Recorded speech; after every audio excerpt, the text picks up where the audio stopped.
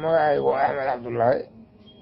hadalka ay dhibaya hadal badan ma hadli kara, tubadaasaa dhuunta iga jirta. waxaana askari dhaawaca uga tirtan xoogga dalka. fariimo hore oo madaxdan u diray waa jireen oo dhanka social media u mariyey. muddo 3 sano ayaa dhaawacay isbitaalkaasna ayaa ku dhibanahay. dee askari qarankiisa u dhintay dalkiisa iyo dadkiisa oo la dayacay baan ahay. xaaladaan ku suganahayna wallaahi ma garanayo. maalinta kasii dambaysa dawladdeeda codsi waa u dirsataa, fariimo badan waa u dirsataa, waxna waa ii qaban laadahay. waxaan ka codsanayaa madaxda sharafta leh, madaxweyne farmaajo, ra-iisul wasaare khayra iyo madaxda dhammaan dowladda, guddoomiyaha baarlamaanka, dhammaantood wasiirada.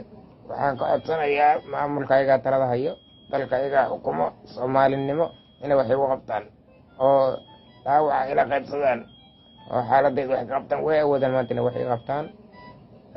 dad badanna wax u qabteen waa jiraan dabcan. marka waxaan ka codsanayaa madaxweyne, ra-iisul wasaare, madaxweyne soomaali nasab haddaa tahay dhalada, ra-iisul wasaare oo soomaali nasab haddaa tahay dhalada, oo soomaalinimo islaamnimo lasugu herinayo oo liska naxayo oo dhibanaha jiifa laga naxayo. 3 sano ayaa dhaawacay meesha iska jiifaa. dowladdii xasan sheekh baa dhaawacmay, waxna leema qaban. waxaan ka codsanaya in xaaladayda wax ka qabataan oo burgada ay la qaybsataan. haddii de aan waxba lasu qabanaynin oo dhibanaha aan la daryeelaynin waa yeelkeed xaaladayda dalka dibadiisa wax looga qaban karaa.